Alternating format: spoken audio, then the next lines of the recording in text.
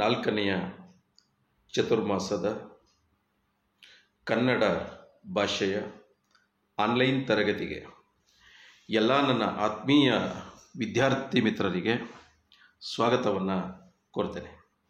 ನೋಡ್ರಿ, ಕಳೆದ ಆನ್ಲೈನ್ ತರಗತಿಯಲ್ಲಿ ನಾನು ಜನ್ನನ ಯಶೋಧರ ಚರಿತ್ರೆ ಡಾಕ್ಟರ್ CP ಕೃಷ್ಣ ಕುಮಾರ್ ಅವರು ಸಂಗ್ರಹಿಸಿರ್ತಕ್ಕಂತಹ ಯಶೋಧರ ಚರಿತ್ರೆ ಅಂತಕ್ಕಂಥ ಭಾಗ ಏನಿದೆಯೋ ಅದರಿಂದ ಆಯ್ಕೆಯನ್ನು ಮಾಡಿಕೊಂಡಿರ್ತಕ್ಕಂಥ ತುಪ್ಪೇರಿದ ದರ್ಪಣದೊಳು ಪಜ್ಜಳಿಸಲಾರ್ಪುದೆ ಪ್ರತಿಬಿಂಬಂ ಎನ್ನುವ ಕಾವ್ಯ ಭಾಗಕ್ಕೆ ಸಂಬಂಧಪಟ್ಟಂತೆ ಹೇಳುವ ಸಂದರ್ಭದಲ್ಲಿ ಜನ್ನನ ಬಗ್ಗೆ ಒಂದು ಸಮಗ್ರವಾದಂಥ ಒಂದು ಮಾಹಿತಿಯನ್ನು ನಾನು ನಿಮಗೆ ಒದಗಿಸ್ಕೊಟ್ಟಿದ್ದೇನೆ.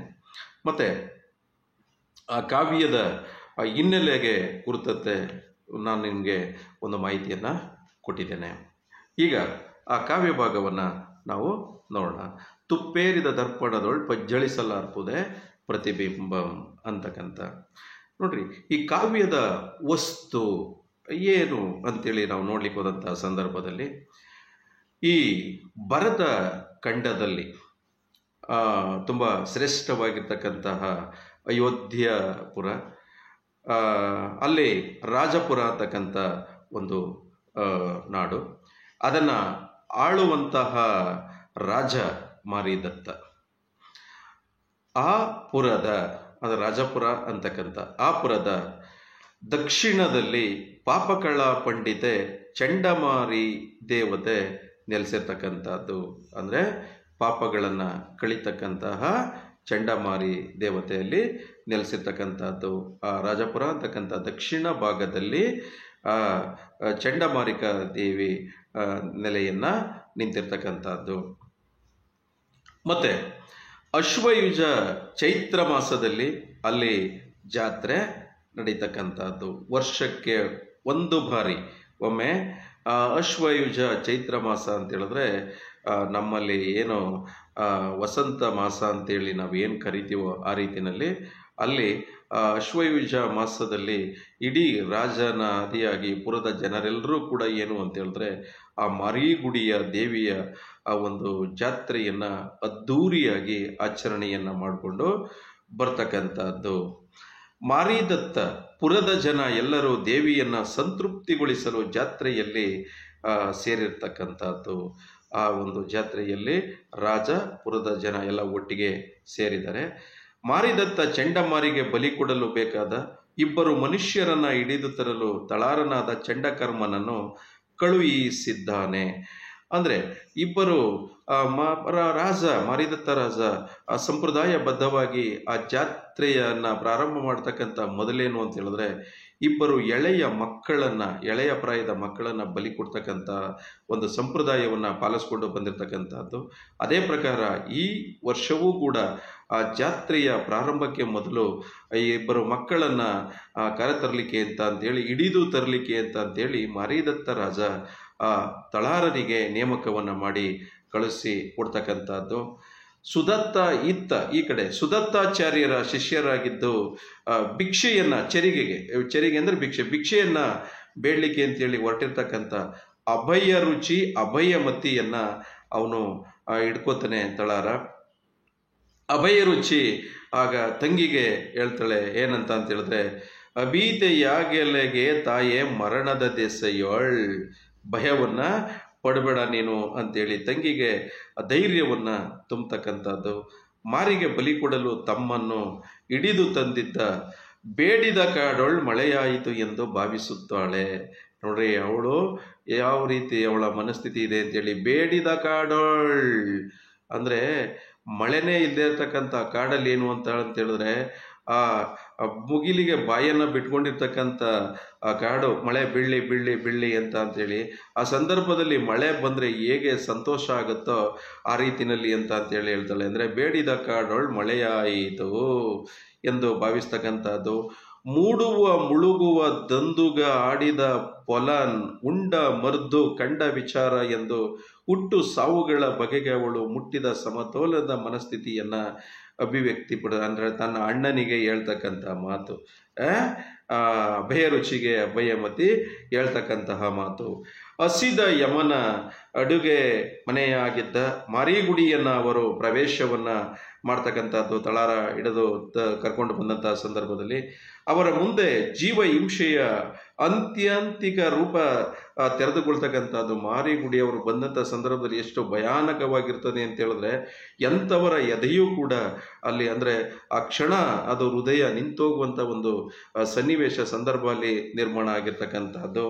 ಆದರೆ ಈ ಮಕ್ಕಳು, ಎಳೆಯ ಮಕ್ಕಳು ಅಲ್ಲಿಯ ಸನ್ನಿವೇಶವನ್ನು ಕಂಡು ವಿಚಲಿತರಾಗದೆ, ಬೆದರದೆ, ಬೆಚ್ಚದೆ ಅವರು ನಿಂತಿರ್ತಕ್ಕಂತಹ ಆ ಒಂದು ಧೀರ ಕುಮಾರರ ಒಂದು ರೂಪಿಗೆ, ಆ ಮಕ್ಕಳ ಮನಸ್ಥಿತಿಗೆ ಮಾರಿದತ್ತ ದಿಗ್ಭ್ರಾಂತನಾಗ್ತಾನೆ. ಜೊತೆಗೆ ಅವರಿಬ್ಬರೂ ಕೂಡ ದೊರೆಗೆ ಹೇಳ್ತಾರೆ, ನಿರ್ಮಲ ಧರ್ಮದಿಂದ ಧರೆಯನ್ನು ಪಾಲಿಸು.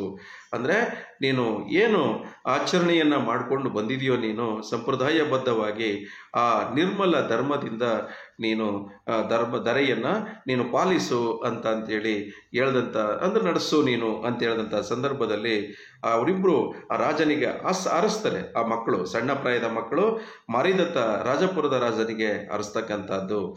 ಅವರಿಬ್ಬರನ್ನ ಹತ್ಯೆ ಮಾಡಲು ಮಾರಿದತ್ತನಿಗೆ ಕೈ ಬರುವುದಿಲ್ಲ. ಮಾರಿ ದೇಗುಲವನ್ನು ಒಕ್ಕರೆ ಜೀವವೇ ನಿಲ್ಲುವುದಿಲ್ಲ. ರಾಜನಿಗೆ ಯಾವ ಮಟ್ಟದಲ್ಲಿ ದಿಗ್ಭ್ರಮೆ ಆಗುತ್ತೆ ಅಂತ ಹೇಳಿದ್ರೆ, ಆ ಮಕ್ಕಳ ಧೈರ್ಯವನ್ನು ನೋಡಿ, ಇಲ್ಲಿ ಮಾರಿಗುಡಿಯ ಹೊಸಲನ್ನು ದಾಟಿದ ತಕ್ಷಣ ಎಂಥವರ ಹೃದಯವೂ ಕೂಡ ನಿಂತೋಗುತ್ತೆ. ಇಲ್ಲಿಯ ಒಂದು ಆ ಹಿಂಸಾ ಪ್ರವೃತ್ತಿಯನ್ನು, ಅಂದರೆ ಅಷ್ಟೊಂದು ಅಲ್ಲಿ ಸನ್ನಿವೇಶ ನಿರ್ಮಾಣ ಆಗಿದ್ದಂಥದ್ದು ಚಂಡಮಾರುತ ದೇವಾಲಯದ ಸುತ್ತಮುತ್ತ. ಅಂಥದ್ರಲ್ಲಿ ಈ ಮಕ್ಕಳ ಒಂದು ಧೈರ್ಯ ಇದೆಯಲ್ಲ, ಅವರ ಧೈರ್ಯ ಇಂಥದವನ್ನು ನಾನು ಮುಂದೆಲ್ಲೂ ಕೂಡ ಹಿಂದೆ ನಾನು ನೋಡೇ ಇಲ್ವಲ್ಲ ನಾನು ಅಂತೇಳಿ ಏನು ಅಂತ ಹೇಳಿದ್ರೆ, ಆಗ ಮಾರಿದತ್ತನಿಗೆ ಏನು ಅಂತ ಹೇಳಿದ್ರೆ, ಇವರ ಒಂದು ಚರಿತ್ರೆಯನ್ನು ತಿಳ್ಕೋಬೇಕಲ್ಲ ಅಂತೇಳಿ ಆಸೆ ಆಗುತ್ತೆ. ಅಂದರೆ ಅಭಯ ರುಚಿ ಅಭಯಮತಿಯರ ಚರಿತ್ರೆಯನ್ನು ನಾನು ತಿಳ್ಕೋಬೇಕಲ್ಲ ಅಂತೇಳಿ ಆ ಮಾರಿದತ್ತ ರಾಜನಿಗೆ ಆಸೆ ಆಗುತ್ತೆ. ಆಗ ಕುಮಾರರು ಅವನ ಬಳಿ ಅಂದರೆ ಅಭಯ ರುಚಿ ಮತ್ತು ಅಭಯಮತಿಯರು ಅವನ ಮುಂದೆ ತಮ್ಮ ಚರಿತ್ರೆಯನ್ನು ಹೇಳ್ಕೊಳ್ಳಿಕ್ಕೆ ಅವರು ಇಷ್ಟವನ್ನು ಪಡೋದಿಲ್ಲ. ಆಗ ಕೇಳ್ತಾನೆ ರಾಜ, ನೀವ್ಯಾರು, ಏನು, ಯಾಕೆ ಈ ಬಾಲ್ಯದಲ್ಲಿ ಈ ಭಿಕ್ಷಾವೃತ್ತಿ ಏಕೆ ಅಂತ ಕೇಳಿದಂಥ ಸಂದರ್ಭದಲ್ಲಿ ಆಗ ಧರ್ಮಪರರಾಗಿರುವವರಿಗೆ ಮಾತ್ರ ನಮ್ಮ ನಿರ್ಮಲ ಚರಿತ್ರೆ ರುಚಿಸ್ತದೆ, ಧರ್ಮಪರರ್ಗಲ್ಲದೆ ಇತರರಿಗೆ ನಮ್ಮ ಚಾರಿತ್ರ್ಯ ರುಚಿಸೋದಿಲ್ಲ, ಅಂದರೆ ಇಡಿಸೋದಿಲ್ಲ. ಯಾಕೆಂದರೆ ನಿನ್ನ ಮನಸ್ಥಿತಿ ಈಗೇನಿದೆ ಅಂತ ಹೇಳಿದ್ರೆ, ಈಗ ಹಿಂಸಾ ಮನೋಭಾವನೆಯನ್ನು ಹೊಂದಿರತಕ್ಕಂಥದ್ದು. ಅಂದರೆ ನಿನ್ನ ಪ್ರಕಾರ ಏನು ಅಂತ ಹೇಳಿದ್ರೆ, ಈ ದೇವಿ ಚಂಡಮಾರುತ ದೇವಿಗೆ ನೀನು ಹಿಂಸೆಯನ್ನು ಕೊಟ್ಟು, ಅಂದರೆ ಪ್ರಾಣಿ ಬಲಿಯನ್ನು ಕೊಟ್ಟು ನೀನು ಅವಳನ್ನು ತೃಪ್ತಿಪಡಿಸ್ತಕ್ಕಂಥ ಒಂದು ಮನಸ್ಥಿತಿ ನಿನ್ನಲ್ಲಿರ್ತಕ್ಕಂಥದ್ದು. ಇಂಥ ಮನೋಭಾವನೆಯನ್ನು ಹೊಂದಿರತಕ್ಕಂಥ ನಿನಗೆ ನಮ್ಮಂಥ ಅವರ ಚಾರಿತ್ರ್ಯ ಇದೆಯಲ್ಲ, ಅದು ಇಡಿಸೋದಿಲ್ಲ ಅಂತೇಳಿದ್ರೆ. ನೋಡ್ರಿ, ಇಲ್ಲೇನು ಅಂತ ಹೇಳಿದ್ರೆ, ಈ ಚೆನ್ನ ಈ ಒಂದು ಮಾತಿನ ಮುಖೇನ ಒಂದು ರೀತಿಯ ಬದಲಾವಣೆಯ, ಅಂದರೆ ರಾಜನಲ್ಲಿ ಬದಲಾವಣೆಯ ಒಂದು ಹಿಂಸೆ ಏನಿದೆಯೋ ಆ ಹಿಂಸೆಯನ್ನು ಅಹಿಂಸಾ ಪ್ರವೃತ್ತಿಗೆ ತಿರುಗಿಸ್ತಕ್ಕಂಥ ಒಂದು ವೇದಿಕೆ ಇಲ್ಲಿ ಆಗ್ತಾ ಇದೆ ಅಂತೇಳಿ ಈ ಒಂದು ಮಾತಿನ ಅರ್ಥ ಆಗ್ತಕ್ಕಂಥದ್ದು. ಆಗ ಅವ್ರು ಹೇಳ್ತಕ್ಕಂಥದ್ದು ಏನು ಅಂತ ಹೇಳಿದ್ರೆ, ಭವಬಂಧನ ನಮ್ಮನ್ನು ದುಃಖಕ್ಕೀಡು ಮಾಡಿತು. ಭವಬಂಧನ ಅಂದರೆ ಹಲವಾರು ಜನ್ಮಗಳ ಹುಟ್ಟು ಸಾವು. ಗುಣಶಾಲಿಗಳ ಗುಣಗಳೆಂಬ ರತ್ನದೊಡವೆಗಳು ಕೆಟ್ಟ ಹೃದಯದವರಿಗೆ ಸೊಗೈಸುವುದಿಲ್ಲ. ಅಂದರೆ ಕೆಟ್ಟ ಹೃದಯ ಅಂತ ಹೇಳಿದ್ರೆ ಮನಸ್ಸಲ್ಲಿ ಹಿಂಸಾ ಪ್ರವೃತ್ತಿಯನ್ನು ಹೊಂದಿರತಕ್ಕಂಥವ್ರಿಗೆ ಅದು ಇಡಿಸೋದಿಲ್ಲ ಅಂತೇಳಿ. ತುಪ್ಪ ಮೆತ್ತಿಕೊಂಡ ಕನ್ನಡಿಯಲ್ಲಿ ಪ್ರತಿಬಿಂಬ ಪ್ರಜ್ವಲಿಸಲು ಸಾಧ್ಯವೇ ಕೇಳ್ತಾರೆ. ತುಪ್ಪ ಮೆತ್ತಿಕೊಂಡಿರ್ತಕ್ಕಂಥ ಅಂದರೆ ತುಪ್ಪೇರಿದ ದರ್ಪಣದೊಳ್ ಪ್ರಜ್ವಲಿಸಲಾರ್ಪುದೆ ಪ್ರತಿಬಿಂಬ. ತುಪ್ಪ ಮೆತ್ಕೊಂಡಿರ್ತಕ್ಕಂಥ ಕನ್ನಡಿಯ ಮುಂದೆ ನಾವು ನಿಂತಹ ಸಂದರ್ಭದಲ್ಲಿ ನಮ್ಮ ಪ್ರತಿಬಿಂಬ ಏನಾದರೂ ಕಾಣುತ್ತಾ? ಖಂಡಿತ ಕಾಣೋದಿಲ್ಲ. ಆ ರೀತಿನಲ್ಲಿ ಅಂತೇಳಿ ಇಲ್ಲಿ ಹೇಳ್ತಕ್ಕಂಥದ್ದು. ಅಭಯ ರುಚಿ ಮಾರಿದತ್ತನಿಗೆ ತಾವು ಕಂಡ ಉಂಡುದರ ಕಥನವನ್ನು ರಾಸ ಅವ್ರನ್ನ ಬಿಡೋದಿಲ್ಲ, ತಿಳ್ಕೊಬೇಕಲ್ಲ ಅವರ ಚರಿತ್ರೆಯನ್ನು ಅಂತ ಹೇಳಿ ಹೇಳ್ದಂಥ ಸಂದರ್ಭದಲ್ಲಿ ಅವರ ಚರಿತ್ರೆಯನ್ನು ಹೇಳಲಿಕ್ಕೆ ಹೊರಡ್ತಕ್ಕಂಥದ್ದು. ಇದು ಈ ಒಂದು ಕಥೆಯ ವಸ್ತುವಾಗಿರ್ತಕ್ಕಂಥ, ಅಂದರೆ ಹಿಂಸೆಯನ್ನು ಹೊಂದಿರತಕ್ಕಂಥ ರಾಜನ ಮನಸ್ಸನ್ನು ಬದಲಾವಣೆಯನ್ನು ಮಾಡ್ತಕ್ಕಂಥ ಒಂದು ವೇದಿಕೆ ಇಲ್ಲಿ ಸೃಷ್ಟಿಯಾಗ್ತಕ್ಕಂಥದ್ದು. ಮತ್ತು ಇದರ ಒಂದು ಆಶಯ ಅಂತ ಹೇಳಿದ್ರೆ ಇದರ ಒಂದು ಗುರಿ ಏನು ಅಂತೇಳಿ ನಾವು ನೋಡಿದಂಥ ಸಂದರ್ಭದಲ್ಲಿ ಇವರಿರುವರು ಅಂತ ಹೇಳಿದ್ರೆ ಅಭಯ ರುಚಿ ಅಭಯಮತಿಯರು, ಮಾರೀದತ್ತ ಆ ರಾಜ ಏನಿದಲೋ ಅವನ ಮುಂದೆ ಅವರು ಒಂದು ತಮ್ಮ ಜೀವನದ ಕಥೆಯನ್ನು ಹೇಳಲಿಕ್ಕೆ ಹೊರಟಿರ್ತಕ್ಕಂಥದ್ದು ಇದೆಯಲ್ಲ, ಅದು ಜೀವ ದಯೆಯ ಶುಭ ಕಥನಕ್ಕೆ ಒಂದು ವೇದಿಕೆಯನ್ನು ಈ ಒಂದು ಕಾವ್ಯ ಒದಗಿಸ್ತಾ ಇರ್ತಕ್ಕಂಥದ್ದು ಅಂತೇಳಿ. ಭೈರವನ ಜವನ ಮಾರಿಯ ಮೂರಿಯ ಹಾಗೆ ನಿಂತ ಹಿಂಸಾರಭಸಮತಿಯಾದ ಮಾರೀದತ್ತನ ಮುಂದೆ. ಭೈರವ ಅಂತ ಹೇಳಿದ್ರೆ ನೀವು ನೋಡಿರಬೇಕು, ಏನು ಆ ಕತ್ತುಗಳಿಗೆ ನೀವು ಈ ಒಂದು ಚಿತ್ರವನ್ನು ನೋಡ್ರಿ ಹೇಗೆ ಏನು ಅಂತೇಳಿ. ಕತ್ತುಗಳಿಗೆ ಏನು ಅಂತ ಹೇಳಿದ್ರೆ ಈ ಬುರುಡೆ ಆಕಾರದ ಒಂದು ಹಾರವನ್ನು ಹಾಕ್ಕೊಂಡಿರ್ತಕ್ಕಂಥದ್ದು, ಕೈಯಲ್ಲಿ ಒಂದು ಆಯುಧವನ್ನು ಇಟ್ಕೊಂಡಿರ್ತಕ್ಕಂಥದ್ದು, ಅಂದರೆ ಹಿಂಸೆ ಬಲಿಯನ್ನು ಅಪೇಕ್ಷೆಯನ್ನು ಪಡ್ತಕ್ಕಂಥದ್ದು, ಹಿಂಸಾ ಪ್ರವೃತ್ತಿಯನ್ನು ಹೊಂದಿರತಕ್ಕಂಥ ಒಂದು ಮನೋಸ್ಥಿತಿ ಇರ್ತಕ್ಕಂಥದ್ದು. ಇಲ್ಲಿ ರಾಜನು ಕೂಡ ಅದೇ ರೀತಿಯ ಮಕ್ಕಳ ಕಣ್ಣಿಗೆ ಕಂಡಿರ್ತಕ್ಕಂಥದ್ದು. ಯಾಕೆ ಅಂತ ಹೇಳಿದ್ರೆ ಮಾರಿಗುಡಿಯ ಒಂದು ದೃಶ್ಯವನ್ನು ನೋಡಿದಂಥ ಸಂದರ್ಭದಲ್ಲಿ ಆ ರಾಜನಿಗೆ ಸ್ವಲ್ಪವೂ ಕೂಡ ಕನಿಕರ ಇರಲಿಲ್ಲ ಅಂತ ಹೇಳಿದ್ರೆ, ಅವನ ಮನಸ್ಸು ಕರಗಲಿಲ್ಲ ಅಂತ ಹೇಳಿದ್ರೆ ದಯೆ ಅಂತಕ್ಕಂಥದ್ದೇ ಅವನಲ್ಲಿ ಇಲ್ಲ ಅಂತಕ್ಕಂಥದ್ದು ಅರಿವಿಗೆ ಬರುತ್ತೆ ಆ ಮಕ್ಕಳಿಗೆ. ಆ ಒಂದು ಹಿಂಸಾ ಪ್ರವೃತ್ತಿಯನ್ನು ನೋಡಿದ್ರೆ ಆ ಸಂದರ್ಭದಲ್ಲಿ ಮಕ್ಕಳು ಇವನಲ್ಲಿ ಆ ಭೈರವನ ಒಂದು ಸ್ವರೂಪವನ್ನು ಕಾಣ್ತಕ್ಕಂಥದ್ದು.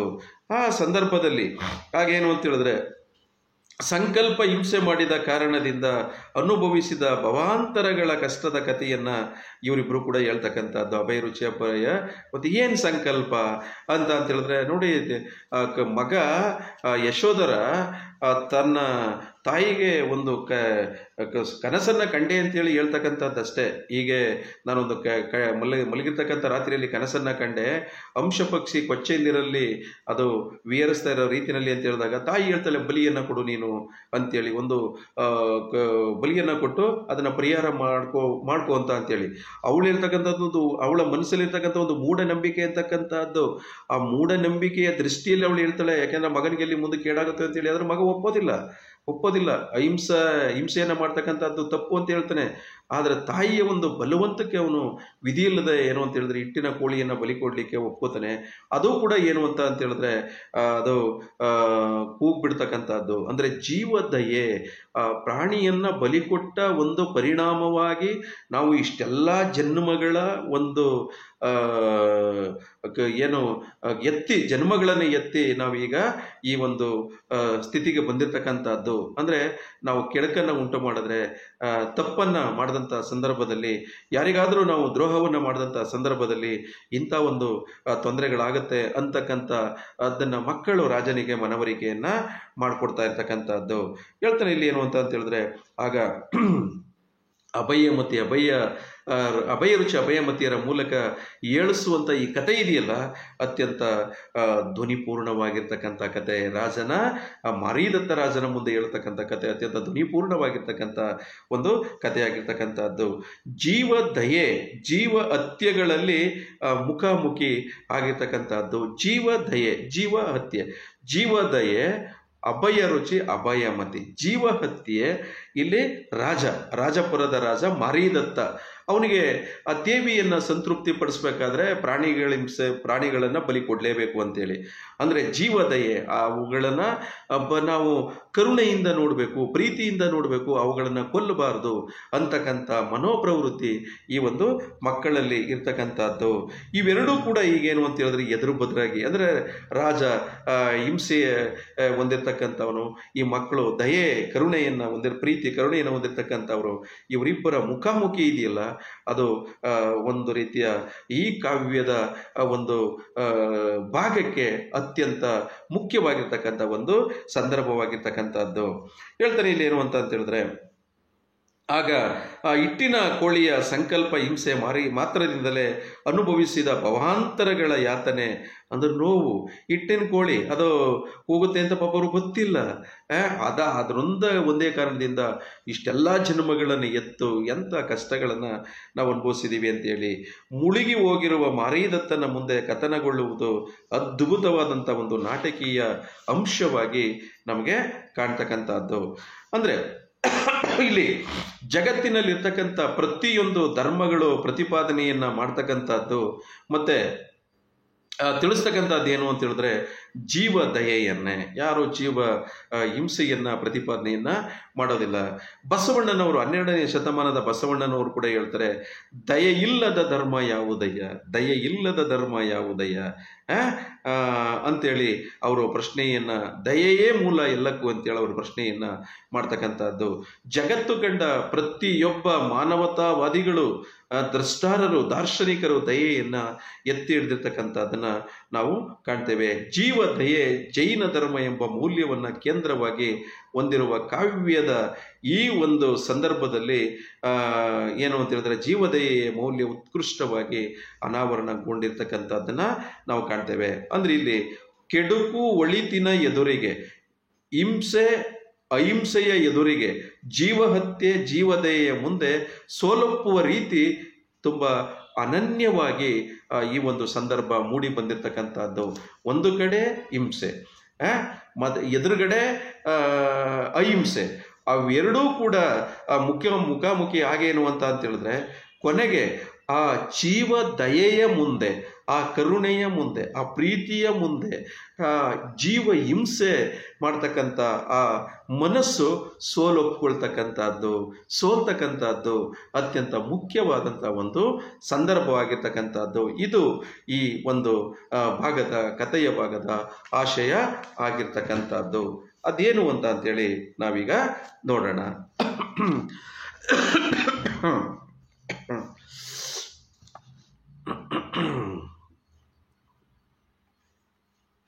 ನೋಡ್ರಿ, ಯಶೋಧರ ಚರಿತೆ ಜನ್ನ ಕಾವ್ಯ ಭಾಗ, ಅದರಿಂದ ಆಯ್ಕೆಯನ್ನು ಮಾಡ್ಕೊಂಡಿರ್ತಕ್ಕಂಥ ಕಾವ್ಯ. ತುಪ್ಪೇರಿದ ದರ್ಪಣದೊಳ್ ಪಜ್ಜಳಿಸಲಾರ್ಪುದೆ ಪ್ರತಿಬಿಂಬಂ. ಅಂದರೆ ತುಪ್ಪ ಜಿಡ್ಡುಗಟ್ಟಿದ ಕನ್ನಡಿಯ ಮುಂದೆ ನಿಂತಂಥ ಸಂದರ್ಭದಲ್ಲಿ ನಮ್ಮ ಪ್ರತಿಬಿಂಬ ಯಾವ ರೀತಿ ಕಾಣೋದಿಲ್ವೋ ಆ ರೀತಿಯಲ್ಲಿ ಅಂತೇಳಿ ಹೇಳ್ತಾ ಇರ್ತಕ್ಕಂಥದ್ದು. ಇಲ್ಲಿ ಆ ಮಕ್ಕಳು ಅಭಯಮತಿ ಅಂತಕ್ಕಂಥ ಮಕ್ಕಳು ರಾಜನಿಗೆ ಹೇಳುವಂಥ ಒಂದು ಮಾತಿದು. ಅದೇನು ಅಂತ ಅಂತೇಳಿ ನಾವಿಲ್ಲಿ ನೋಡೋಣ. ಶೀರ್ಷಾಭರಣಂ ಧರೆಗೆ ಉತ್ಕರ್ಷ ವಿಳಾಸನದ ಭೂಮಿ ಸಕಲ ಜನಕ್ಕಂ ಹರ್ಷಮನೀಯುವುದು ಭಾರತ ವರ್ಷದ ಅಯೋಧ್ಯೆಯ ವಿಷಯದೊಳ್ ರಾಜಪುರಂ.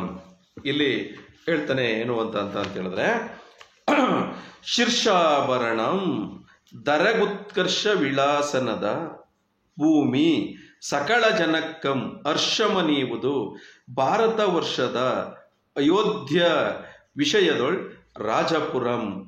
ಅಂದ್ರೆ ಶೀರ್ಷಾಭರಣ ಅಂತ ಹೇಳಿದ್ರೆ ತಲೆಯ ಒಡವೆ ಅಂತೇಳಿ, ತಲೆಯ ಒಡವೆ ಅಂದ್ರೆ ಉತ್ತಮವಾದಂಥದ್ದು.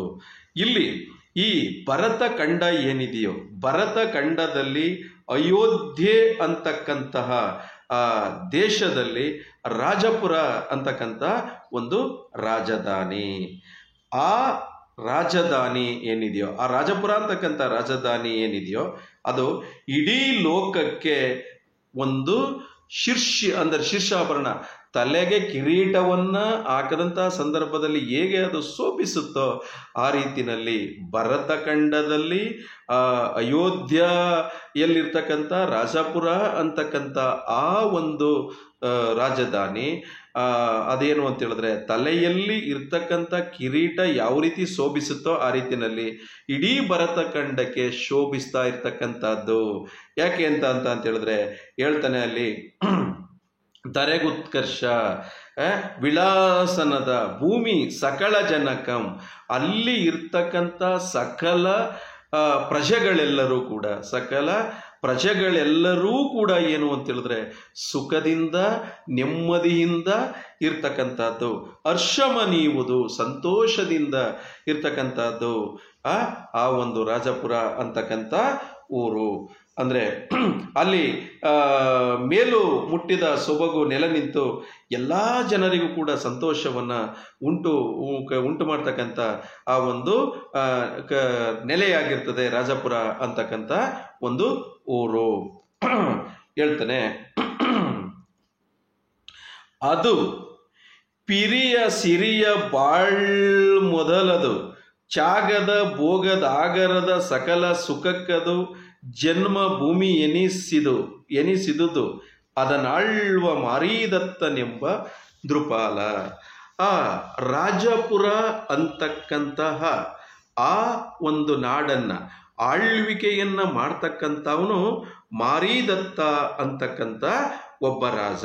ಅಂದರೆ ಆ ರಾಜಪುರ ಸಕಲ ಸಂಪತ್ತು ಅಭಿವೃದ್ಧಿಗೆ ಜನ್ಮಭೂಮಿಯಾಗಿ ಇರ್ತಕ್ಕಂಥದ್ದು, ಮತ್ತೆ ತ್ಯಾಗದ ತವರು ಮತ್ತೆ ಭೋಗದ ಭವನ ಎಂಬಂತೆ ಇದ್ದಂಥದ್ದು ಈ ಒಂದು ರಾಜಪುರ. ಇಂತಹ ರಾಜಪುರವನ್ನ ಆಳ್ವಿಕೆಯನ್ನ ಮಾಡ್ತಾ ಇದ್ದಂಥ ರಾಜ ಇಲ್ಲಿ ಮಾರೀದತ್ತ ಅಂತೇಳಿ. ನೋಡ್ರಿ, ಪಿರಿಯ ಅಂದ್ರೆ ಹಿರಿಯ ಅಂತೇಳಿ, ಪಿರಿಯ ಅಂದ್ರೆ ಹಿರಿಯ, ಬಾಳ್ ಮೊದಲದು ಅಂತ ಹೇಳಿದ್ರೆ ಸಂಪತ್ ಅಭಿವೃದ್ಧಿ ಅಂತೇಳಿ, ತ್ಯಾಗದ ಅಂದ್ರೆ ತ್ಯಾಗದ, ದೃಪಾಲ ಅಂದ್ರೆ ರಾಜ, ಅದನ್ನ ಆಳ್ತಾ ಇರ್ತಕ್ಕಂಥ ಮನುಷ್ಯ ಅಂತ ಹೇಳಿ ಇಲ್ಲಿ ಮುಂದುವರೆದು ಹೇಳ್ತಕ್ಕಂಥದ್ದೇನು ಅಂತ ಹೇಳಿದ್ರೆ, ಆ ಪುರದ ತೆಂಕ ವಂಕದೊಳ್ ಆ ಪೊತ್ತು ಮನೇಕ ಜೀವಹತಿ ತನಗೆ ಸುಖೋದ್ದೀಪನಮೆನಿಸುವ ಪಾಪಗಳ ಪಂಡಿತ ಚಂಡಮಾರಿ ದೇವತೆ ಇರ್ಪಳ್. ಆ ಪುರದ ತೆಂಕ ವಂಕದೊಳ್ ಆ ಪೊತ್ತು ಮನೇಕ ಜೀವಹತಿ ತನಗೆ ಸುಖದೀಪನಮೆನಿಸುವ ಪಾಪಗಳ ಪಂಡಿತ ಚಂಡಮಾರಿ ದೇವತೆ ಇರ್ಪಳ್. ತ್ಯಂಕ ವಂಕ ಅಂತ ಹೇಳಿದ್ರೆ ದಕ್ಷಿಣದ ದಿಕ್ಕು ಅಂತೇಳಿ. ರಾಜಪುರ ಅಂತಕ್ಕಂಥ ಆ ಒಂದು ನಾಡಿನಲ್ಲಿ, ಆ ನಾಡಿನ ದಕ್ಷಿಣ ಭಾಗದಲ್ಲಿ, ತ್ಯಂಕವಂಕ ಅಂದ್ರೆ ದಕ್ಷಿಣದ ಭಾಗದಲ್ಲಿ ಏನು ಅಂತ ಹೇಳಿದ್ರೆ ಹೇಳ್ತಾಳೆ, ಆ ಪೊತ್ತು ಅನೇಕ ಜೀವಹತಿ, ಅನೇಕ ಜೀವಿಗಳನ್ನ ಬಲಿಯನ್ನ ಪಡೆದು ಸುಖವೆನಿಸುವ ರೀತಿಯಲ್ಲಿ ಚಂಡಮಾರಿ ಎಂಬ ದೇವತೆ ನೆಲೆಸಿರ್ದಳ್. ಇದು ಚಂಡಮಾರಿ ಅಂತಕ್ಕಂಥ ದೇವತೆ ನೆಲೆಸಿರ್ದಳ್. ಆ ಪುರದ ತೆಂಕ ವಂಕದೊಳ್ ಆಪತ್ತು ಅನೇಕ ಜೀವಹತಿ ತನಗೆ ಸುಖೋದ್ದೀಪನವೆನಿಸುವ ಪಾಪಗಳ ಪಂಡಿತ ಚಂಡಮಾರಿ ದೇವತೆ ಇರ್ಪಳ್. ಇಲ್ಲಿ ಹೇಳ್ತಾ ಇರ್ತಕ್ಕಂಥದ್ದು ರಾಜಪುರ ಅಂತಕ್ಕಂಥ ಆ ಒಂದು ಪುರದಲ್ಲಿ ದಕ್ಷಿಣದ ದಿಕ್ಕಿನಲ್ಲಿ ಚಂಡಮಾರಿ ಅಂತಕ್ಕಂಥ ದೇವತೆ, ಪಾಪಗಳ ಪಂಡಿತೆ, ಪಾಪವನ್ನ ಕಳಿತಕ್ಕಂಥವಳು ಚಂಡಮಾರಿ ಎಂಬ ಹೆಸರಿನ ದೇವತೆ ಅಲ್ಲಿ ನೆಲೆಸಿರ್ತಕ್ಕಂಥವಳು. ಅವಳಿಗೆ ಏನು ಅಂತ ಹೇಳಿದ್ರೆ ಜೀವಿಗಳನ್ನ ಬಲಿ ಪಡೆದು, ಅಂದ್ರೆ ಜೀವಿಗಳು ಅಂತ ಹೇಳಿದ್ರೆ ನೀವು ಹಳ್ಳಿಗಳಲ್ಲಿ ನೋಡಿರ್ಬೇಕು, ಅತಿ ಹೆಚ್ಚು ಬಲಿಯನ್ನ ಕೊಡ್ತಕ್ಕಂಥದ್ದೇನು ಅಂತ ಹೇಳಿದ್ರೆ ಹೆಣ್ಣು ದೇವತೆಗಳಿಗೆ ನಾವು ಬಲಿಯನ್ನ ಕೊಡ್ತಕ್ಕಂಥದ್ದು. ಹಳ್ಳಿಗಳಲ್ಲಿ ನೀವು ನೋಡು, ಗ್ರಾಮ ದೇವತೆ ಹಬ್ಬವನ್ನ ಮಾಡಬೇಕಾಗ್ಲಿ ಮತ್ತೆ ಇನ್ನೆಲ್ಲಾಗ್ಲಿ ನೀವು ನೋಡಿರ್ಬೋದು. ಈಗ ಸಪೋಸ್ ಈಗ ಉದಾಹರಣೆಗೆ ಏನು ಅಂತ ಹೇಳಿದ್ರೆ ಆ ಊರಿನಲ್ಲಿ ಇರ್ತಕ್ಕಂಥ 1-2-3 ಉದಾಹರಣೆ ಕೊಡೋದಾದ್ರೆ ನಾವು ಕಾಳಮ್ಮ ಅಂತೇಳಿ ಕರಿತೀವಿ, ಮಾರಮ್ಮ ಅಂತೇಳಿ ಕರಿತೀವಿ. ಹೀಗೆ 1-2 ಹಲವು ಬಗೆಯ ಅಲ್ಲಿ ನಾವು ದೇವರುಗಳಿಗೆ ಆ ತೃಪ್ತಿಯನ್ನ ಪಡಿಸ್ಲಿಕ್ಕೋಸ್ಕರ ಕೋಳಿಯನ್ನ ಕುಯ್ತೀವಿ, ಆಡೋ ಕುರಿ ಅನ್ನ ಬಲಿಯನ್ನ ಕೊಡ್ತಕ್ಕಂಥದ್ದು, ರಕ್ತದ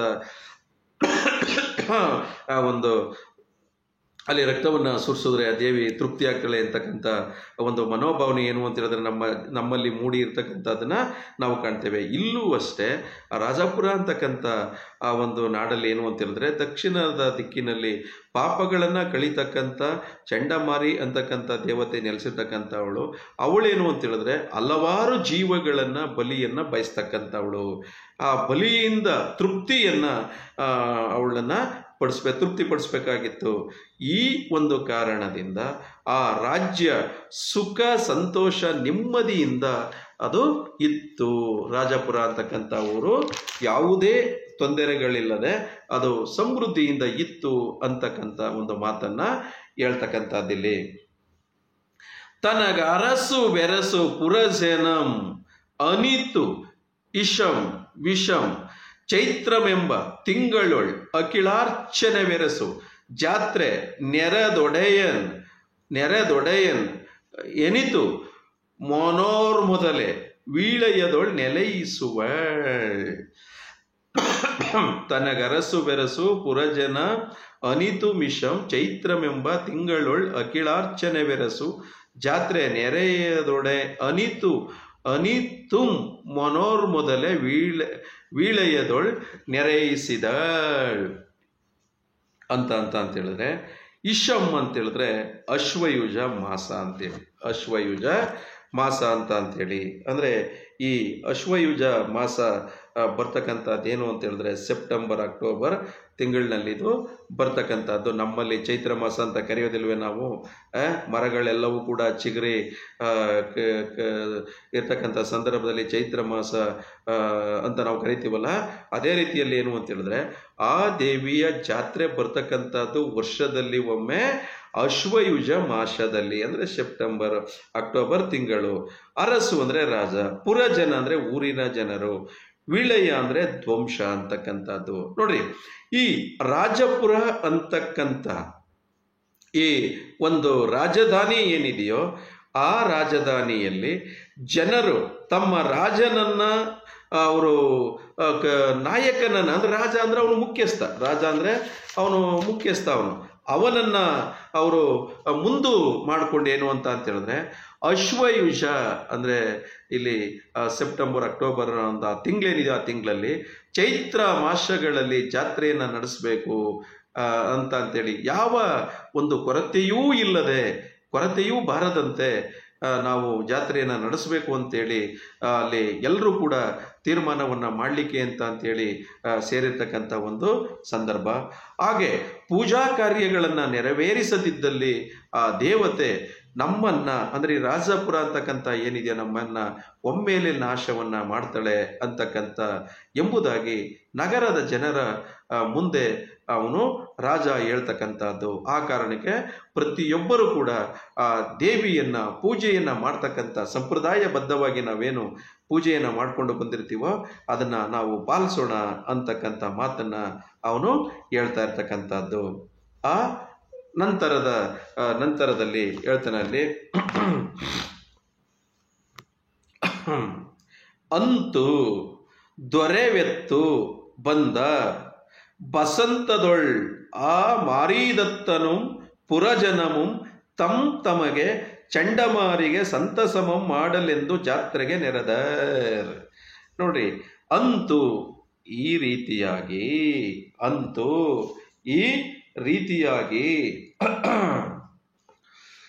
ದೊರೆವೆತ್ತು ವಿಶೇಷವಾದ ಬಗೆಯಲ್ಲಿ, ದೊರೆವೆತ್ತು ಅಂದ್ರೆ ವಿಶೇಷವಾದ ಬಗೆಯಲ್ಲಿ ಬಂದ ಬಸಂತದೊಳ್ ಬಂದ, ಬಸಂತ ಅಂದ್ರೆ ವಸಂತ ಮಾಸ ಅಂತೇಳಿ, ಬಸಂತ ಅಂದ್ರೆ ವಸಂತ ಮಾಸ ಅಂತೇಳಿ ದೊಳ್ ಮಾರೀದತ್ತನು ಪುರಜನರು ಅಂದರೆ ವರ್ಷಕ್ಕೊಮ್ಮೆ ಬರ್ತಕ್ಕಂಥ ಜಾತ್ರೆ ಏನಿದೆಯೋ ಆ ಜಾತ್ರೆಯನ್ನು ಪ್ರಾರಂಭವನ್ನು ಮಾಡಲಿಕ್ಕೆ ಆ ವಸಂತ ಮಾಸ ಏನಿದೆಯೋ ಆ ಸಂದರ್ಭದಲ್ಲಿ ರಾಜ ಮತ್ತು ಪುರದ ಜನರೆಲ್ಲರೂ ಕೂಡ ಒಟ್ಟಿಗೆ ಸೇರಿರ್ತಕ್ಕಂಥದ್ದು. ಸೇರಿ ಎಲ್ಲರೂ ಕೂಡ ತೀರ್ಮಾನವನ್ನು ಮಾಡ್ಕೊಳ್ತಾರೆ.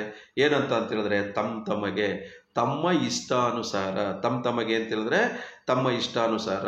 ನಾವು ಉದಾಹರಣೆಗೆ ಕೆಲವರು ಕೋಳಿಯನ್ನು ಕುಯ್ತಕ್ಕಂಥದ್ದು, ಕೆಲವರು ಮರಿಯನ್ನು ಕುಯ್ತಕ್ಕಂಥದ್ದು, ಅಂದರೆ ಅವರ ಅವರ ಅಲ್ಲಿ ಏನು ಶಕ್ತಿ ಇದೆಯೋ ಅದರ ಅನುಸಾರ ಏನು ಅಂತ ಹೇಳಿದ್ರೆ ಆ ದೇವಿಗೆ ಬಲಿಯನ್ನು ಕೊಟ್ಟು ಅವರು ಪೂಜೆಯನ್ನು ಮಾಡಿ ತಮ್ಮ ಆ ದೇವಿಯನ್ನು ತೃಪ್ತಿಪಡಿಸಿ ಸಂತೋಷವಾಗಿ ಸಂತೋಷಪಡಿಸ್ತೀವಿ ಅಂತಕ್ಕಂಥ ರೀತಿಯಲ್ಲಿ ಹೇಳ್ತಾನೆ. ತಮಗೆ ಚಂಡಮಾರಿಗೆ ಸಂತಸಮ ಮಾಡಲೆಂದು ಜಾತ್ರೆಗೆ ನೆರೆದೆ. ಅಂದರೆ ಜಾತ್ರೆಗೆ ಎಲ್ಲರೂ ಕೂಡ ಅಲ್ಲಿ ಸೇರಿರ್ತಕ್ಕಂಥದ್ದು ತಮ್ಮ ಇಷ್ಟಾನುಸಾರ ಮಾಡೋಣ ಅಂತಕ್ಕಂಥ ಒಂದು ರೀತಿಯಲ್ಲಿ ಅವ್ರು ಸೇರಿದ್ದಾರೆ. ಮತ್ತೆ ಮುಂದುವರೆದು ಸುರಗಿರಿ ದರ್ಶನೆ ಮಾಡುವ ಪರಕೆಯನ್ನೊಪ್ಪಿಸುವ ಲೆಕ್ಕದ ಲಂಕರ್ವೆರಸು ಬಲವೊಂದು ದೇವಿಯ ಚರಣ್ಗಳ್ಗೆರಗಿ ರಂಗಮಂಟಪದೆಡೆಯೋಳ್. ಸುರಗಿರಿ ದರ್ಶನೆ ಮಾಡುವ ಪರಕೆಯನ್ನೊಪ್ಪಿಸುವ ಲೆಕ್ಕದ ಲಂಕರ್ವೆರಸು ಬಲವೊಂದು ದೇವಿಯ ಚರಣ್ಗಳ್ಗೆರಗಿ ರಂಗಮಂಟಪದೆಡೆಯೋಳ್. ನೋಡ್ರಿ, ಸುರಗಿ ಅಂದರೆ ಖಡ್ಗ ಅಂತೇಳಿ, ಸುರಗಿ ಅಂತ ಹೇಳಿದ್ರೆ ಖಡ್ಗ ಅಂತೇಳಿ, ಮತ್ತೆ ಲೆಂಕ ಅಂದರೆ ಸೇವಕರು ಅಂತೇಳಿ, ಪರಕೆ ಅಂದರೆ ಹರಕೆ, ಚರಣ್ಗಳ್ಗೆರಗಿ ಕಾಲುಗಳಿಗೆ ನಮಸ್ಕಾರವನ್ನು ಮಾಡಿ ಬಲವೊಂದು ಪ್ರದಕ್ಷಿಣೆಯನ್ನ ಹಾಕಿ. ನೀವು ಈಗ ನಿಮ್ಮ ಹಳ್ಳಿಗಳ ಕಡೆನೇ ನೋಡ್ರಿ ಹೇಗೆ ಏನು ಅಂತೇಳಿ. ಈಗ ಮರಿಯನ್ನು ಆಡನ್ನೋ ಕುರಿನೋ ಕೋಳಿನೋ ಕುಯ್ಲಿಕ್ಕೆ ಅಂತ ಒಯ್ತೀರಿ. ಹೋದಂಥ ಸಂದರ್ಭದಲ್ಲಿ ಏನು ಅಂತ ಹೇಳಿದ್ರೆ ಕೆಲವು ಕಡೆ ಆ ದೇವಾಲಯದ ಮುಂದೆ ಕೆಲವರು ಆ ಮರಿಯನ್ನು ಕುಯ್ಲಿಕ್ಕೋ ಅಥವಾ ಮತ್ತು ಕೋಳಿಯನ್ನು ಕುಯ್ಲಿಕ್ಕೋ ಅವರಿರ್ತಾರೆ. ಯಾಕೆ ಅಂತ ಹೇಳಿದ್ರೆ ಕೂದಂಥ ಸಂದರ್ಭದಲ್ಲಿ ಆ ಕೋಳಿಯನ್ನು ಕೂದ್ರೆ ತಲೆಯನ್ನು ಅವರೇ ಇಟ್ಕೊಳ್ತಾರೆ, ಮತ್ತು ಮರಿಯನ್ನು ಆಡನ್ನೋ ಕುರಿಯನ್ನು ಕೂದಂಥ ಸಂದರ್ಭದಲ್ಲಿ ತಲೆಯನ್ನು ಅವರೇ ಇಟ್ಕೊಳ್ತಾರೆ. ಇದಕ್ಕೇನು ಅಂತ ಹೇಳಿದ್ರೆ ಲೆಂಕ ಅಂದರೆ ಸೇವಕರು ಖಡ್ಗ, ಸುರಗಿ ಅಂದರೆ ಖಡ್ಗ. ಅವ್ರೇನು ಅಂತ ಹೇಳಿದ್ರೆ ಒಂದು ಹರಿತವಾದ ಆಯುಧವನ್ನು ಹಿಡ್ಕೊಂಡು ಅವ್ರು ಏನು ಮಾಡ್ತಾರೆ, ನಿಂತಿರ್ತಾರೆ ಅಲ್ಲಿ. ಇಲ್ಲೂ ಅಷ್ಟೇ, ಸುರಗಿರಿ ದರ್ಶನೆ ಮಾಡುವ ಪರಕೆಯನ್ನು ಒಪ್ಪಿಸುವ. ಪರಕೆ ಅಂದರೆ ಹರಕೆಯನ್ನು ಒಪ್ಪಿಸ್ಲಿಕ್ಕೆ. ಜನ ಈಗ ಏನು ಅಂತ ಹೇಳಿದ್ರೆ ನಮಗೆ ಒಳ್ಳೆಯದಾದಂಥ ಸಂದರ್ಭದಲ್ಲಿ ನಿಮಗೆ ಒಂದು 4 ಕಾಲಿನ ಬೇಟೆ ಅಂದರೆ ಕುರಿಯನ್ನು ನಾವು ನಿಮಗೆ ಬಲಿಯನ್ನು ಕೊಡ್ತೀವಿ ಅಂತಲೋ, ಆಡನ್ನು ಬಲಿಯನ್ನು ಕೊಡ್ತೀವಿ ಅಂತ ಹೇಳಿದೋ, 2 ಕಾಲಿನ ಬೇಟೆ ಕೋಳಿಯನ್ನು ಬಲಿಯನ್ನು ಕೊಡ್ತೀವಿ ಅಂತೇಳೋ ನಾವೇನು ಮಾಡ್ತೀವಿ, ಹರಕೆಯನ್ನು ಒಪ್ಕೊಳ್ತೀವಿ. ಅದೇ ರೀತಿಯಲ್ಲಿ ಏನು ಅಂತ ಹೇಳಿದ್ರೆ ಇಲ್ಲೂ ಕೂಡ ಆ ರಾಜಪುರದ ಜನ ಹಲವು ಬಗೆಯಲ್ಲಿ ತಮ್ಮ ಇಷ್ಟಾನುಸಾರ ಏನು ಅವರು ಹರಕೆಯನ್ನು ಅವರು ಹರಿಸ್ಕೊಂಡಿದ್ರು ಆ ರೀತಿಯಲ್ಲಿ ಈ ದೇವಿಯ ಒಂದು ಹರಕೆಯನ್ನು ತೀರಿಸಲಿಕ್ಕೆ ಅಲ್ಲಿ ಬಂದಿರತಕ್ಕಂಥದ್ದು. ಲೆಂಕದ ಲಕ್ಕರ್ವೆರಸು ಅಂದರೆ ಸೇವಕರು. ಏನು ಬೇಕಾದಷ್ಟು ಜನ ಸೇವಕರನ್ನ ಎದ್ದಿರ್ತಕ್ಕಂಥದ್ದು. ಕುಯ್ತಕ್ಕಂಥವ್ರಿಗೆ ಕರುಣೆ ಅನ್ನೋದೇ ಇಲ್ಲ.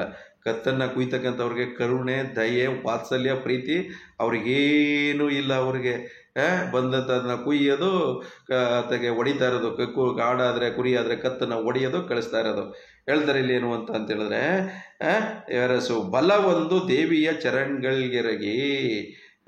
ಆಗ ಸುತ್ತ ಇಡೀ ದೇವಾಲಯದ ಸುತ್ತ ಮೆರವಣಿಗೆಯನ್ನು ಅಂದರೆ ಪ್ರದರ್ಶನವನ್ನು ಮಾಡಿ ಬಂದು ಅಲ್ಲಿ ಕಡಿಯುವಂಥ ಭಾಗದಲ್ಲಿ ನಿಂತ ಸಂದರ್ಭದಲ್ಲಿ ಏನು ಮಾಡ್ತಾರೆ, ಈಗ ನೀವು ಈ ಕುರಿಗಳಾದರೆ ಆಡುಗಳಾದರೆ ಏನು ಮಾಡ್ತಾರೆ, ತಲೆಗೆ 1-2 ಹೂನೋ ಮತ್ತು ತೀರ್ಥವನ್ನು ಹಾಕ್ತಾರೆ. ಹಿಂಗೆ ಒದರ್ತು ಅಂದರೆ ಒದರ್ತು ಬಿಡ್ಲ ಹೊಡೆಯಲ್ಲ ಅಂತ ಹೇಳ್ತಾರೆ. ಆ ರೀತಿಯಲ್ಲಿ ಇಲ್ಲೂ ಕೂಡ ಅವರು ಪ್ರದಕ್ಷಿಣೆಯನ್ನು ಹಾಕಿ ತಮ್ಮ ಸೇವಕರ ಮುಂದೆ ತಂದು ನಿಲ್ಲಿಸಿದಂಥ ಸಂದರ್ಭದಲ್ಲಿ ಅದನ್ನು ಅವರು ಅವ್ರ ತಲೆಯನ್ನು ತೆಗೆದು ಆ ದೇವಿಗೆ ಒಂದು ಪೂಜೆಯನ್ನು ಸಲ್ಲಿಸ್ತಕ್ಕಂಥದ್ದು. ರಂಗಮಂಟಪದೆಡೆಯೋಳ್ ಅಂದರೆ ಸುತ್ತ ಪ್ರದಕ್ಷಿಣೆಗೆ ಹಾಕಿ ಬಂದಲ್ಲಿ ನಿಲ್ತಕ್ಕಂಥದ್ದು ಅಂತೇಳಿ. ನೋಡ್ರಿ, ವಸಂತ ಕಾಲದಲ್ಲಿ ನಡೆಯುವ ಈ ಜಾತ್ರೆ ಏನಿದೆಯೋ, ಜಾತ್ರೆಗೆ ಎಲ್ಲ ಸಿದ್ಧತೆಗಳನ್ನು ಮಾಡಿಕೊಂಡು ಖಡ್ಗದಿಂದ ಅರ್ಚನೆಯನ್ನು ಸಲ್ಲಿಸುವ ಪೂಜೆ. ಅಂದರೆ ಖಡ್ಗದಿಂದ ಅಂದರೆ ಖಡ್ಗ ಅಂತಂದರೆ ಅಲ್ಲಿ ಕಟಕರು ಕುಯ್ತಕ್ಕಂಥ ಕಟಕರು, ಕೋಳಿ ಆಡು ಕುರಿಯನ್ನು ಕುಯ್ತಕ್ಕಂಥ ಕಟಕರು ಅಂದರೆ ಹೀಗೆ ಬೇರೆ ಬೇರೆ ರೀತಿಯಲ್ಲಿ ಹರಕೆಯನ್ನು ಒಪ್ಪಿಸಲು ಲಕ್ಷೋಪಲಕ್ಷ ಭಕ್ತರು ದೇವಾಲಯಕ್ಕೆ ಬಂದು ಅಲ್ಲಿ ಸೇರಿರ್ತಕ್ಕಂಥದ್ದು. ಅವರೊಂದಿಗೆ ಮಾರೀದತ್ತ ರಾಜನು ಕೂಡ ದೇವಿಯ ಗುಡಿಗೆ ಪ್ರದಕ್ಷಿಣೆಯನ್ನು ಮಾಡಿ ಬಂದು ಅಲ್ಲಿ ಆ ದೇವಿಯ ಪಾದಗಳಿಗೆ ನಮಸ್ಕರಿಸಿ ಆನಂತರ ಆ ದೇವಾಲಯದ ರಂಗಮಂಟಪ ಏನಿದೆಯೋ ಆ ಕಡೆ ಬಂದವನು ನಿಂತ್ಕೊಳ್ತಕ್ಕಂಥದ್ದು. ಆ ಸಂದರ್ಭದಲ್ಲಿ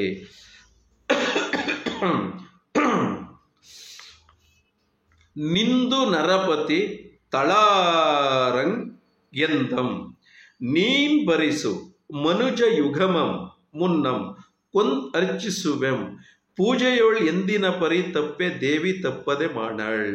ಹೇಳ್ತಾನೆ ಇಲ್ಲಿ ಏನು ಅಂತ ಹೇಳಿದ್ರೆ, ನಿಂದು ರಾಜ ಪುರದ ಜನರ ಜೊತೆ ಬಂದಿರತಕ್ಕಂಥದ್ದು, ಬಂದು ಇಡೀ ಆ ಚಂಡಮಾರಿ ದೇವಾಲಯದ ಸುತ್ತ ಅವನು ಪ್ರದಕ್ಷಿಣೆಯನ್ನು ಹಾಕಿ ಆ ದೇವಿಯ ಪಾದಗಳಿಗೆ ನಮಸ್ಕಾರವನ್ನು ಮಾಡಿ ಆ ದೇವಾಲಯದ ಒಂದು ಭಾಗದಲ್ಲಿ ಅವನು ನಿಂತು ಅವನು ತಳಾರನನ್ನು ಕುರಿತು ಹೇಳ್ತಾ ಇರ್ತಕ್ಕಂಥದ್ದು. ಅಂದರೆ ನಿಂದು ನರಪತಿ ಅಂದರೆ ಮಾರಿದತ್ತ ರಾಜ, ತಳಾರ ಕಟುಕ, ತಳಾರ ಅಂದರೆ ಕಟುಕ, ಗೆಂದಂ ಈ ರೀತಿ ಹೇಳ್ತಾನೆ, ನೀನು ಬರಿಸು ಮನುಜ ಯುಗಮ ಅಂದರೆ ಮನುಜ ಯುಗ ಅಂತ ಹೇಳಿದ್ರೆ ಯುಗ ಅಂತ ಹೇಳಿದ್ರೆ ಅಂದರೆ ಜೋಡಿ ಇಬ್ಬರು ಯುಗ ಅಂದರೆ ಜೋಡಿ ಮಕ್ಕಳನ್ನು ಬಲಿ ಕೊಟ್ಟು ಜಾತ್ರೆಯನ್ನು ಅವನು ಪ್ರಾರಂಭ ಮಾಡ್ತಕ್ಕಂಥದ್ದು ಇಡೀ ಸಂಪ್ರದಾಯ ಬದ್ಧವಾಗಿ ನಡ್ಕೊಂಡು ಬಂದಿರ್ತಾವ್ರು ಮನೆತನದವ್ರು ಆ ರೀತಿ ಮಾಡಿಕೊಂಡು ಬಂದಿರತಕ್ಕಂಥದ್ದು. ಅದೇ ರೀತಿಯಲ್ಲಿ ಇವನು ಕೂಡ ಏನು ಅಂತ ಹೇಳಿದ್ರೆ ಆ ಇಬ್ಬರು ಮಕ್ಕಳನ್ನು ನೀನು ಹಿಡಿದು ನೀನು ಅಂತೇಳಿ ಹೇಳ್ತಾನೆ. ಮುನ್ನಂ ಕೊಂದರ್ಚಿಸುವೆಂ, ಆ ಎರಡು ಮಕ್ಕಳನ್ನು ಬಲಿಯನ್ನು ಕೊಟ್ಟು ಜಾತ್ರೆಯನ್ನು ಪ್ರಾರಂಭವನ್ನು ಮಾಡೋಣ, ದೇವಿಯನ್ನು ತೃಪ್ತಿಯನ್ನು ಪಡಿಸೋಣ ಅಂತೇಳಿ ಪೂಜೆ ಎಂದಿನ ಪರಿತಪ್ಪೆ ಅಂದರೆ ನಾವು ಪಾಲನೆಯನ್ನು ಮಾಡಿಕೊಂಡು ಸಂಪ್ರದಾಯಬದ್ಧವಾಗಿ ಪಾಲನೆಯನ್ನು ಮಾಡಿಕೊಂಡು ಬಂದಿರತಕ್ಕಂಥ ಆ ರೀತಿ ಏನಾದರೂ ತಪ್ಪೋದ್ರೆ ದೇವಿ ಕೋಪವನ್ನು ಮಾಡ್ಕೋತಾಳೆ. ದೇವಿ ಕೋಪವನ್ನು ಮಾಡಿಕೊಂಡಂತಹ ಸಂದರ್ಭದಲ್ಲಿ ನಮ್ಮ ರಾಜಪುರ ಅಂತಕ್ಕಂಥ ನಾಡಿಗೆ ತೊಂದರೆ ತಪ್ಪಿದ್ದಲ್ಲ, ಕೇಡು ತಪ್ಪಿದ್ದಲ್ಲ. ಆ ಕಾರಣಕ್ಕೆ ನೀನು ಆ ಈರ್ವರು ಮಕ್ಕಳನ್ನು ಹಿಡಿದುತ್ತ ಅಂತೇಳಿ ಹೇಳ್ತಕ್ಕಂಥದ್ದು. ಅಂದರೆ ರಾಜ ಮಾರಿದತ್ತ ತಳಾರನನ್ನು ಕರೆದು ಹೇಳ್ತಾನೆ, ಈಗಲೇ ಹೋಗಿ ನೀನು ಬಲಿಗೆ ಇಬ್ಬರು ಮಕ್ಕಳನ್ನು ಕರೆದುತ್ತಾ ಅಂದರೆ ಎಂದಿನಂತೆ ಪ್ರತಿ ವರ್ಷದಂತೆ ಸಂಪ್ರದಾಯಬದ್ಧವಾಗಿ ನಾನು ಮೊದಲು ದೇವಿಗೆ ಆ ಇಬ್ಬರು ಮಕ್ಕಳನ್ನು ಬಲಿ ಕೊಟ್ಟು ಪೂಜೆಯನ್ನು ಮಾಡಿ ಜಾತ್ರೆಯನ್ನು ಪ್ರಾರಂಭವನ್ನು ಮಾಡ್ತೇನೆ. ಪದ್ಧತಿ ಪ್ರಕಾರ ನಾವೇನಾದರೂ ನಡ್ಕೊಳ್ಳದೇ ಇದ್ದಂಥ ಸಂದರ್ಭದಲ್ಲಿ ದೇವಿ ಸಿಟ್ಟಿಗೆ ಹೇಳ್ತಾಳೆ. ಸಿಟ್ಟಿಗೆದಂತಹ ಸಂದರ್ಭದಲ್ಲಿ ಆಮೇಲೆ ನಮ್ಮನ್ನು ಅವಳು ಕ್ಷಮಿಸೋದಿಲ್ಲ. ಆದ್ದರಿಂದ ನೀ ಬೇಗ ಹೊರಡು, ಆ ಇಬ್ಬರು ಮಕ್ಕಳನ್ನು ಎಳೆದು ಕರ್ಕೊಂಬಾ ನೀನು ಅಂತೇಳಿ ಹೇಳ್ತಕ್ಕಂಥ ಒಂದು ಸಂದರ್ಭ. ಆ ನಂತರದಲ್ಲಿ ತಡವಾದ್ ಅಪ್ಪುದು ಪೌರರ್ ಕಡುವೇಳ್ಪುದು ಫಲವು ಜೀವರಾಶಿಯ ಬಲಿಯಂ ನಡೆಯನೆ ಅಸಾದ ಮಾಗಳೆ ಪಿಡಿ ತಾರದೆ ಮಾಣ್ಯರೆನ್ನ ಕಿಂಕರರೆನುತಂ. ತಡವಾದಪ್ಪುದು ಪೌರರ್ ಕಡುವೇಳ್ಪುದು ಫಲವು ಜೀವರಾಶಿಯ ಬಲಿಯಂ ನಡೆಯೇನೆ ಅಸಾದ ಮಾಗಳೆ ಪಿಡಿತಾರದೆ ಮಾಣರೆನ್ನ ಕಿಂಕರರೆನುತಂ. ಇಲ್ಲಿಗೆ ನಿಲ್ಲಿಸಿರೋಣ. ಮುಂದಿನ ಆನ್ಲೈನ್ ತರಗತಿಯಲ್ಲಿ ನಾನು ಅದೇನು ಅಂತೇಳಿ ಮುಂದುವರೆದ ಭಾಗವನ್ನು ನಾನು ನಿಮ್ಗೆ ಹೇಳ್ತೇನೆ. ಇದನ್ನು ಒಂದೆರಡು ಸಾರಿ ನೀವು ಕೇಳಿ ನಿಮ್ಗೇನಾದರೂ ಕೂಡ ಡೌಟ್ ಇದ್ದಂಥ ಸಂದರ್ಭದಲ್ಲಿ ಏನೇ ಡೌಟ್ ಈ ಕಾವ್ಯಭಾಗಕ್ಕೆ ಸಂಬಂಧಪಟ್ಟಂತೆ ಎನಿ ಡೌಟ್ ಈಗ ನಾನು ಮಾಡಿರ್ತಕ್ಕಂಥ ಒಂದು ಭಾಗಕ್ಕೆ ಆ ಡೌಟನ್ನು ಆ ಕ್ಷಣದಲ್ಲಿ ನಾನು ನಿಮಗೆ ಪರಿಹಾರವನ್ನು ಮಾಡ್ತೇನೆ. ಒಂದೆರಡು ಸಾರಿ ಕೇಳಿ ನನಗೆ ಡೌಟ್ ಇದ್ದರೆ ಫೋನ್ ಮಾಡಿ. Thank you.